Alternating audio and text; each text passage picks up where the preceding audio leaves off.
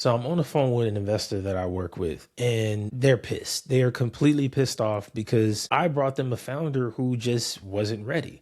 And from my perspective, this founder was, and from everything that they told me they were. But sometimes founders can lie, they make things up, they don't tell you the entire truth, they omit some things.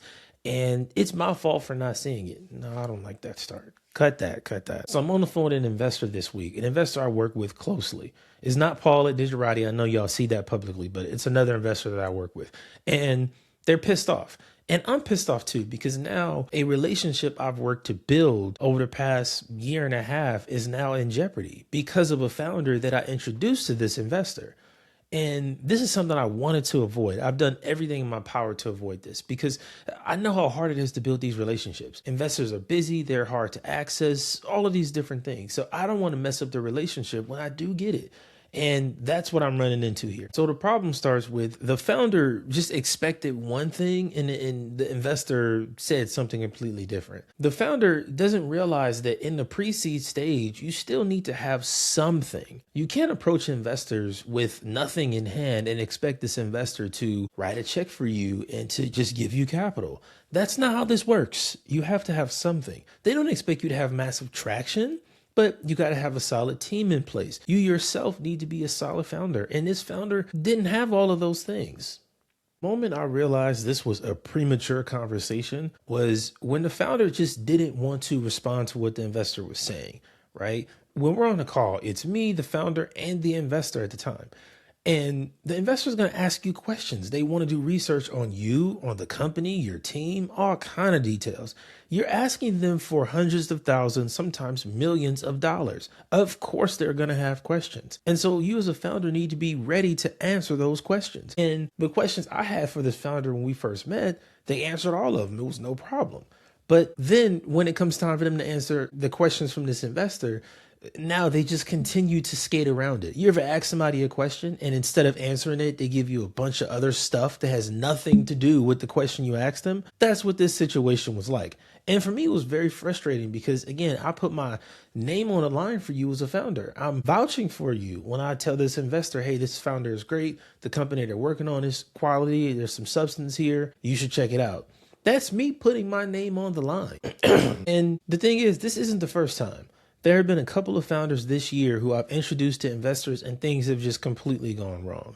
Now, I do think sometimes deals fall apart because you may not see eye to eye on valuation, or you may think your company is better or further ahead than the investor does. They might not be aligned with their thesis, whatever it is. All of that stuff is fine. I just think the pattern I'm seeing now is too many founders have too much ego. To have never had a successful company, never had a massive exit, never raised capital. There are too many founders I run into that have absurd egos, as if they are just the best thing ever and any investor would be lucky to work with them. And I mean, it's good to have confidence, but I think there's a difference between being confident and having ego. I had to realize that my system I was working on has some holes in it. Because on a podcast, we talk a lot about what investors want, right? And what they care about and the red flags and the green flags. One consistent topic that comes up every time, one bullet point, every investor wants a founder who's coachable, every single one.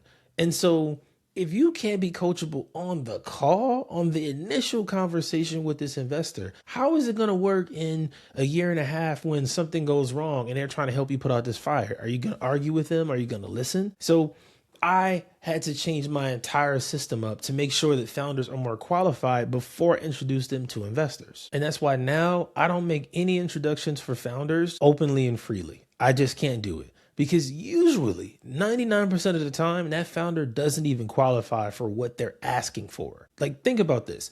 There's a founder out there who has never raised capital, who has never ran a company, who has never had an exit, who's never done pretty much anything, who doesn't have a massive team, maybe a co-founder and some developer they pay overseas or something like that. That founder believes that all they need to do is reach out to a couple investors on LinkedIn and get on 2 or 3 calls and they can raise $500,000. Like, that level of delusion, and I guess you would even say entitlement, is not healthy. And for me, I can't introduce you to investors if that's the way that you think. Having belief in yourself is one thing, but being entitled to all of that stuff is just crazy. That conversation with that one founder and an investor, It cost me the relationship. Now the relationship with that investor is pretty much done. When I send emails, they don't respond. And I can't even be mad at the investor because a founder I brought in was essentially disrespectful to them, but that taught me a valuable lesson that I have to put up barriers before founders can leverage me and use me. Because I understand you're a founder, you want to use me to connect to the investors I'm connected to. That's what the whole Next Round brand is about. But you as a founder need to respect it, first of all. And number two, you have to earn it. Now, earning it looks like, number one, the 5-pillar framework. This is a simple way for me to make sure that you as a founder actually qualify to at least meet with investors. This covers your fundability overall, your traction, team, a bunch of things that you as a founder need to have before I introduce you to an investor. Because I know they're going to ask about this. I know they're going to ask, what capital have you raised? Who's on a cap table? I know they're going to ask about the team and who's working with you. Are you, giving advisors equity and stupid stuff like that?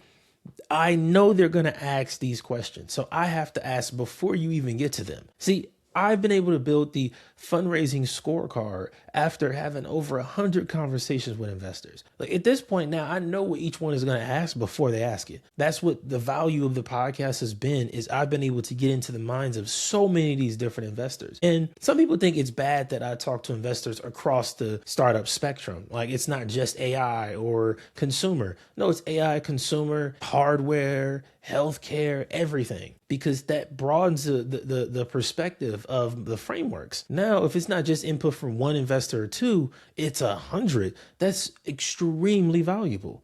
Like that's what I wanted to create, is a standard, a specific criteria that you must meet as a founder first before you get introductions. Now, the fundability assessment is huge because number one, it's free. You can complete it down in the description box down below. But once you complete that, I actually send you some investors that you can work with that would be perfect for you. You fit their thesis, you are in the same sector as them, the same stage, even things like geography, something founders don't really think about.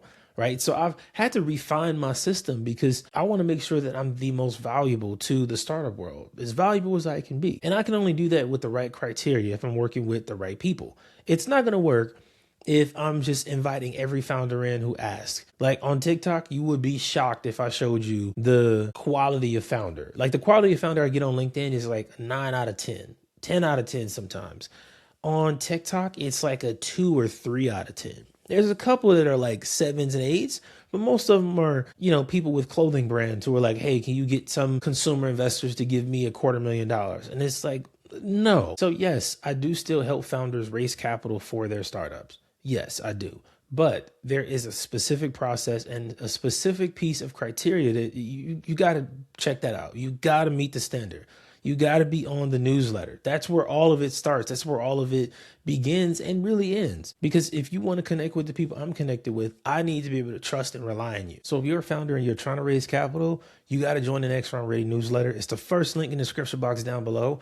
Or you can start off by completing a fundability assessment. When you complete that, you automatically get added to the newsletter. We send you the investors that you want to work with as well. But if you have any questions, hit me up on LinkedIn. We can chat.